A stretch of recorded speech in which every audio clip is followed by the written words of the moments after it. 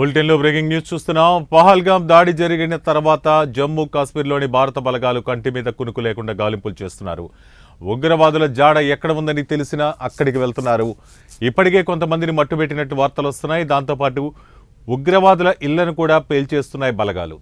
ఈరోజు తాజాగా కాశ్మీర్లోని కుప్వారా జిల్లాలో నారీకోట్ కలరుస్ అనే ప్రాంతంలో ఫరూక్ అహ్మద్ తెడ్వా అనే లష్కరే తోయిబా ఉగ్రవాది ఇంటిని మట్టుబెట్టారు. లష్కరే తోయిబాలో ఫరూక్ ముఖ్య వ్యక్తి. అతను ప్రస్తుతం పాకిస్తాన్ నుంచి పనిచేస్తున్నాడు.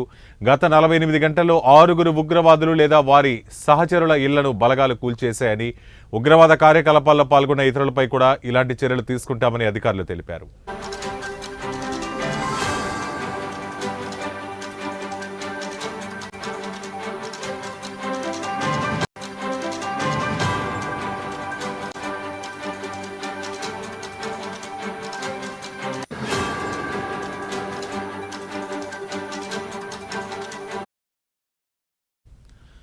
అలాగే మొత్తం ఉగ్రవాద వ్యవస్థను నిర్వీర్యం చేయడానికి భారత భద్రతా బలగాలు ప్రయత్నిస్తున్నాయి. శ్రీనగర్లో 60కు పైగా ప్రదేశాలలో దాడులు నిర్వహించినట్లు జమ్మూ కాశ్మీర్ పోలీసులు తెలిపారు. మరోవైపు బందీపురాలో ఉగ్రవాదులతో సంబంధాలు ఉన్నాయనే అనుమానంతో జమీల్ అహ్మద్ అనే వ్యక్తి ఇంటిని స్థానికులు పడగొట్టేశారు.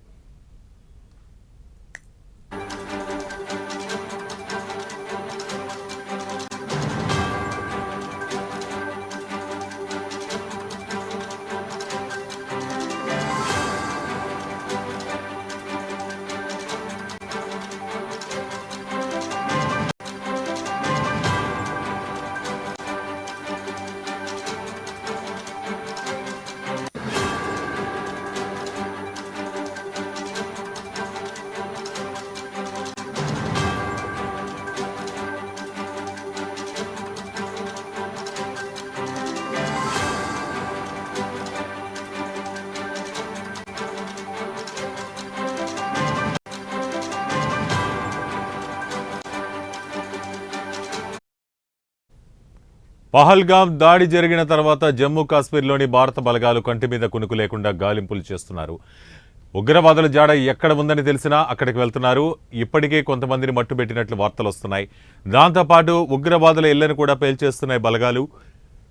తాజాగా ఈరోజు కాశ్మీర్లోని కుప్వారా జిల్లాలో నారీకోట్ కలరుస్ అనే ప్రాంతంలో ఫరూక్ అహ్మద్ తెడ్వా అనే లష్కరే తోయిబా ఉగ్రవాది ఇంటిని మట్టుబెట్టారు.